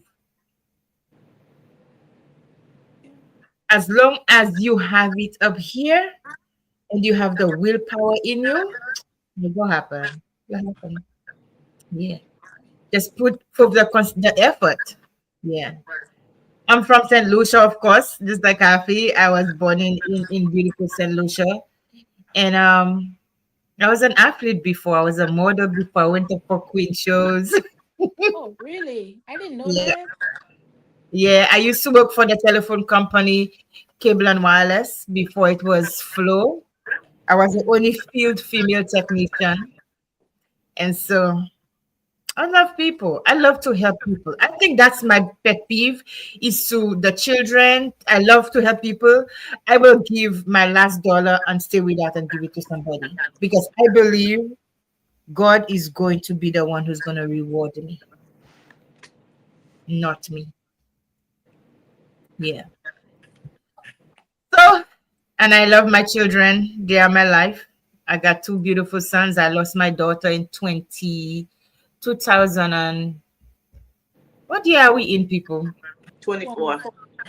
Uh, was it 2016 or 2007? Oh, 2015, sorry. I lost my only daughter. She was born for a rare form of dwarfism. And so I have been through the ringers, but I am here to talk. I am here to not let my experiences define me, but Right. let it shape me into the best version of myself that I can be. Yes. Yeah, Yeah. that's awesome. Yeah. Thank you for sharing that. While you were on your 5 minute or 5 second break, I asked Yolanda a question. I'm going to ask you that same question. Mhm. What would you say today to the younger you? The younger me, Yes. before you have children and before you have your boyfriend or your husband, well, I don't have a husband, I'm single. Live your best life. Come on now. Build your yes. Build yourself up. Live your best life. Do the things that you would want to do. I have no regrets about having my children early. I have none. But if I could do one thing, if I could tell my younger self is before you have children, live your best life. Yes. Because when you have children, that's another hill to climb. Unless you That's have a support system like I did, and then I kept having them over and mm. over She's again. like, I can't have It I was have like two. somebody breathe on me. uh, It's done. It's over with. I'm like, mm, not again. No, I have mm, two. And they're grown. My daughter is 32. My son is 25. mm. They're Okay. grown. Grown. Yes. I'm the youngest among you. No, Mhm. No. I am I 57. w- I'll be 58. you could never tell. Can you tell? No, not at all. Crazy. I'll be 15 2 months. 58 2 months? in 2 months. 50. 50. Oh, five Yeah. zero. Okay. February. All right. Is it Welcome to the 50s 3 months? Club. I said 2 months, 3 months. I'm pushing it. All Yeah. right. Well, you know what? That's a blessing because that not a lot of people make it to the 50s. Yep. You I know, it's a yeah. I blessing. I Yes. want to ask you, Lee. I want to ask you, Lee, and I'm sure you're gonna say the same thing with me. Although it's hard, although there are extenuating circumstances, that's when somebody's in an abusive relationship, whether or not they can, it depends, there are extenuating circumstances. But in 2 words, what would you say? What advice you give to anyone in an abusive relationship or situation? Leave, run. It's like, Oh, um, Get out. mhm. Yep. whoa. Wait a minute. I'm trying to. Get out. You're You repeating. okay, Yolanda? I'm I'm hearing you trying over to and mute over. this. Okay, there you go. Okay. All right. You And say what would I say? I was saying, Mhm. what would you give? What advice? In 2 words, what would advice would you give? Or 2 or 3 words, just briefly. No going back and forth. What would you say to? What advice would you give to somebody who's in an abusive relationship or situation? I Well, would what say, I would tell them is that it's never your fault, first of all. You're Mhm. not alone, and there are resources to help you. And if there's anything that I can do to help you, I'm there, basically. Me, first thing I would tell them is get out. Mhm. Get out. Then I Yeah, would tell you why I need you to get out. right. Get out of. I will not even think about it twice. Just get out. Because sometimes people just need to somebody to tell them, okay, girl, you need to leave. And sometimes it's not the right thing to say, but that's what they need to do. Get Right. out That's because exactly. But you know what? We always know that leaving is very dangerous. So very, that's very. why we want them to leave, but we Mm, have to be very strategic. yes, yes, yes. So Cassandra said, seek help. yeah. Yeah, Yes. absolutely. I would say get out as well. So like Mhm. I will not run, even think twice. run, Run. run, Absolutely. run, get out. Yes. You know. Oh my goodness. This has been so empowering. Okay. My experience have taught me. What has it taught me? What has it taught you? Hmm.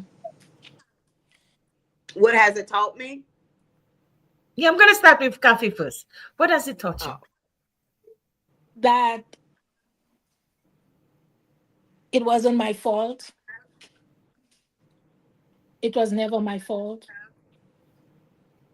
Um, I deserve better. I was enough. I was worthy.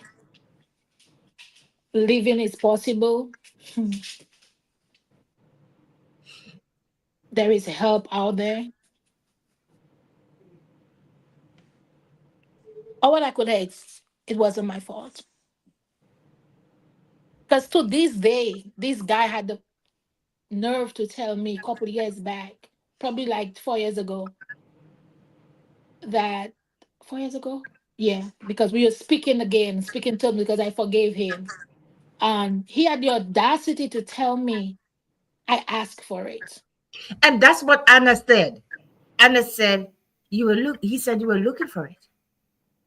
No, but that's after I left that man. I have a whole new life now. How 17 can somebody how years, can somebody the look for being beaten? audacity. The, you the know? audacity. Yes, to tell me that. And my response to him was, try it now. Hello. Try it. Because I'll just say a little bit. When he used to hit me, I used to hit back. And when I hit back, I was getting harder blows. So, I would never had hit back again after the hard blows. But you telling me it was my fault? It was my fault you came home angry from work when you called me, tell me warm your food up for you. By the time you came home, you did all your gallivanting, whatever, your food was cold. It was my fault. Try it now. I'm ready. Try it now. Listen, guys. Yeah. Listen, guys. You guys have got to start with our the flyer for our workshop is on Facebook. Find it, sign up, and get that information we're about to. We're just having a discussion right now, but we are gonna get in depth into domestic violence. What you think you heard here today? Not what are you gonna hear? You're gonna need to hear it. You have got to hear it. If it's not for yourself, look at my eyes, and I can't even see for somebody else. Eh? I'm gonna start speaking my African voice, and I'm not. If not for you, for a child, for an elderly, for your auntie or your uncle or your son Your or your co-worker, daughter, your your neighbor. co-worker, your neighbor, sign up. Yes. Kathy? I'm positive there is somebody that's listening right now, either is going through it or think they're not going through it, but they're going through it, or know somebody that is going through it. Mm-hmm. I could guarantee that, Mm-hmm. you know. And if you are an abuser and you're listening to this, whether you are male, female, whatever gender, stop. I'm bold enough to say, stop. If you need help, find it. Stop. It took a lot from to say that, eh?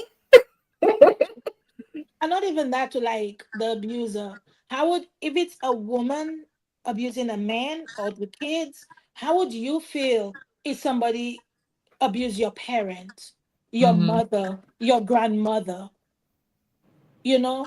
A man. What, how I know men love their daughters. How would you feel if somebody's abusing your daughter or your son, your And, mother, your sister? and You're those not be the like that. ones. So why do it? Somebody get you mad, walk away, go out, go to the store, go in your car, go for a walk or something, punch the wall, do jumping jacks, go to the gym, you She know? said the Joey. Yeah, like there is no reason at all for a man or woman to put their hands on somebody. Coward. For what? You said it right. Coward. That's my thought. Coward. On some, like, for some petty stuff. Right. And they will not even Petty. they will not touch a man. They want to always put their hand on women. That's just the life of me. I don't never understand. How could you put your hands on a woman but you won't fight a man? What? Really? Guys, it's something. I want to say something. As parents, right? We have an we have the responsibility to train our kids well and to bring them up in a good environment, instill good morals in them. And I know both of us all three of us are parents, and I'm even trying to phrase this question, this statement with you, this question. How has this affected your children?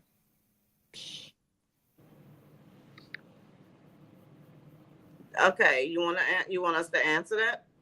Yes, go ahead. Okay. Well, doing the Without giving too much, though. okay. Well, it impacted a great deal for my son and all of my children. But the one that it did the most to was the one that had to come to my rescue. So it really, really did some damage. Um, but when time after time passes, it gets a little easier for him. He don't like to talk about it, but at the end of the day, um, when I'm talking about it, he kind of shuts up, go in his room. He don't really want me to talk about it, but it's very impactful. Because a lot of times you just don't know what's going to happen. Are your parents going to still be here? It was a touch and go. So yeah. What about you, Kathy? Thank you for that, Yolanda. What about you, Kathy? From I certain things I kind of talk about. Um, the good, the good thing about me being in that abusive relationship, my ex never put his hands on me when the kids was around. Mm-hmm. The kids never saw him abusing me. Never. That's one positive thing I could say. I was the one. My son was one at the time, but my daughter, I was the one, like, I would hold her with me and I would tell her, like, you cannot go out and play, stay with me. That is gonna hit me, that kind of thing. Um, With me telling her that and she knowing about it and stuff, and I wrote about it, it has affected her in a way where she herself was in an abusive relationship. Because, like, it was fine for my mom, it's fine for me too. Thank God she was stronger than I was. Thank God she stood up for herself, you know, getting those calls and, hearing, oh, this is happening to me. And I would say, leave. I couldn't find myself getting in a vehicle to go get her. I wasn't fearful for her, I was fearful for myself. Like, I felt like I'd be seeing myself again in that The situation. triggers, the triggers. Yeah, Wow. you know. For me, it affected my son because he was young and he still suffers with mental issues that he does not want to talk about, like you and and sometimes he would just, if I just mention that person's name, burst of anger, does not want to talk about it. Leave the room. Mom, stop. I can't. I found out that my little autistic son at that age, I had no idea that that was affecting him until he went to therapy and found out that he was grieving. He was experiencing those same qualities. Oh, wow. So, guys, domestic violence is real. It affects people of all ages, race, nationality, country. It does not discriminate. That's It will, it will come for you if you don't know what to do. Now, with that said, before we end this, we had so many things to talk about, but it's over almost 2 hours. We here. I would like to tell each of you ladies to tell the viewers a little bit about your nonprofit organization.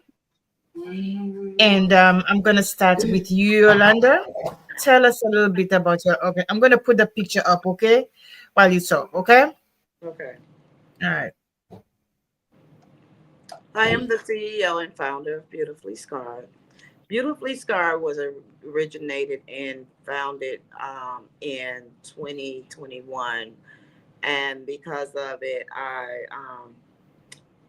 what I've gone through, it's called Beautifully Scarred. I am beautiful and I may be scarred, but I'm still beautiful. Okay, so what we do is we support with what is it, counseling, mentoring with via survivor to survivor, um, counseling and stuff like that with other organizations. So that way, if you need support or you need any resources, we are basically a resource to resource organization that will make sure that you get the type of resources that's available for you. And yes, we do. Like, we have workshops. We're going to start getting back to doing more workshops. And we do have, like, every year we doing a March 22nd. It's called a rebirth celebration, but it's going to be a, a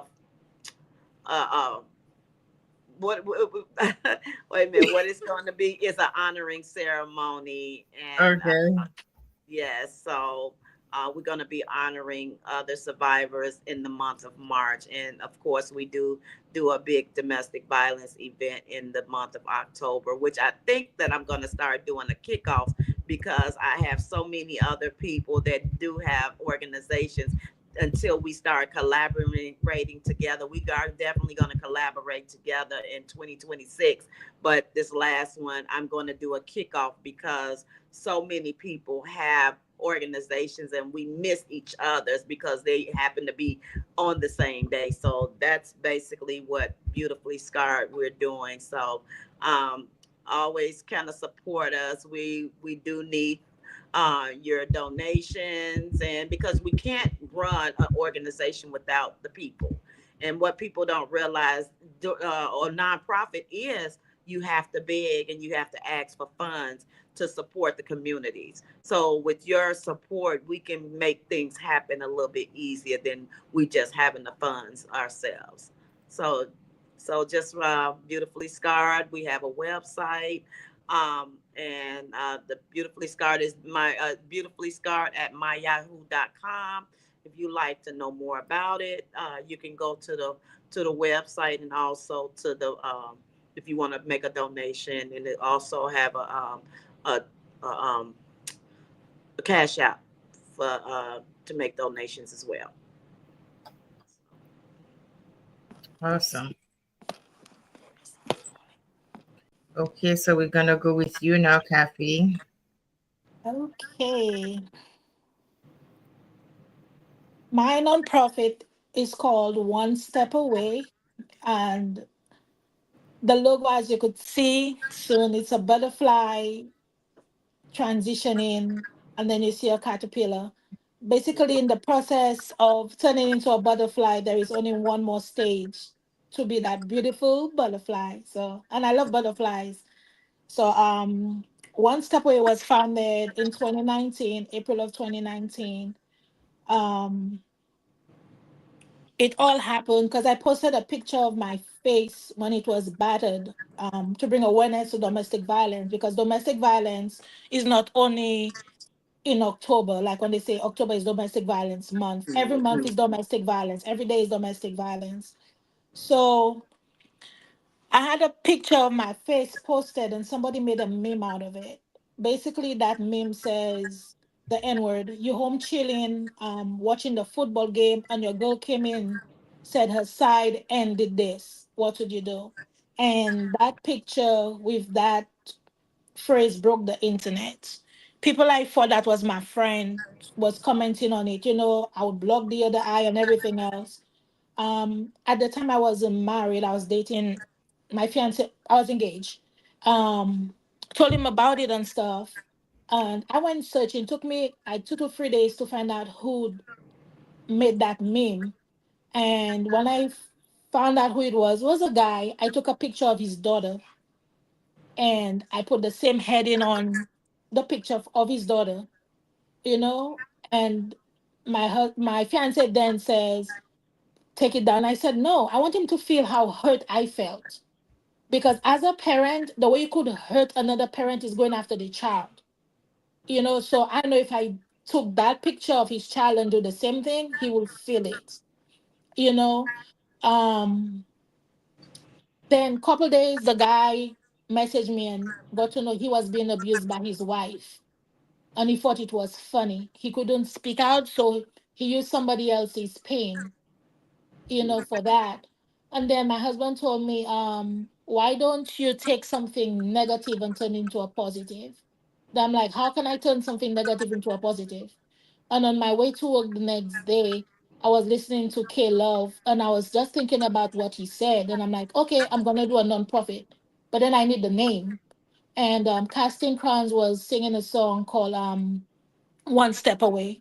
And that's where the name from One Step Away. Um, and my hashtag was to change, One Step Away to change, but now I'm changing it to One Step Away and breaking the cycle, in memory of my best friend that passed away last year. Um, One Step Away advocates for families and victims affected by domestic violence. We are non-profit, like Yolanda said. We have to make our own money, so we do stuff in the community using our own funds. I do events like sip and paints, bingos. Um, we feed the homeless. Thanksgiving, do donate. We get donations for the kids for Christmas. We do a lot in the community, and again, we do it by ourselves. I really don't like asking people for help, so I try to do it myself. Um, you could find us on the website www.theonestepaway.com. Our email address is stepaway8@gmail.com. Facebook is One Step Away, and we could be reached at 302-244-8899. My phone line is always open. You don't just have to call me for domestic violence issues. If you just want somebody to vent to, having a bad day, my lines are open. Thank you. Thank you, ladies. That was encouraging. And of course, you all know me. I'm just here, Mhm. a simple girl from St. Lucia who have a dream, who have a vision to help other people like myself who's been through similar situations, regardless whether you're a man or woman. It doesn't matter to me what your background is. I am here to advocate for those who feel like they do not have a voice. The slogan for my show, Poetry and Perspective with Placide, is let your voice be heard. We sometimes feel like, most times feel like we cannot talk. We cannot bring our issues to the forefront. And most times we are afraid of what people are going to see. I'm past that stage of caring of what people are going to see. Yeah. But if you always care of what people are going to see, you're not going to do anything productive. I remember when I started this show, people thought that you're not a public speaker. Why are you speaking? Oh, this and that. Da, da, da, da, da, da. I let it go through here, come out through there. Okay.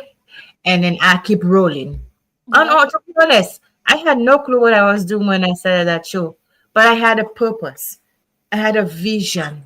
Like all of you, out of my pain, I found my purpose. I found my purpose. And you two ladies, Yolanda and Kathy, you ladies have been on my show separately talking, and you ladies have inspired me so much. So much. You ladies have given me wings to fly. And all of the other guests have shared their stories. And this sisterhood that we're building right now is going to be lasting. I am loyal to the people in my circle. When I say I'm going to do something, now the PTSD may slow me down, but I am going to do it and I'm serious about it. So thank you tonight, both of you, for being here, for collaborating with me. And I'm sure we are going to find people who are going to collaborate with us even further to get our messages across and to help us live our visions. I love you both. Love you too. Love you Continue, too. thank you. Continue doing the wonderful work you are doing. And my viewers, I'm speaking to you. Thank you. Thank you for your support.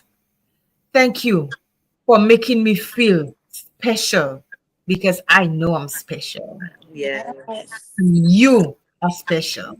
Thank you. Thank you for being here and giving us your feedback. Thank you for being who you are. Please, we need your help. Tell a friend to tell a friend. We need to save and change as many lives as possible. We need to empower as many women. I put the women first because I'm a woman first.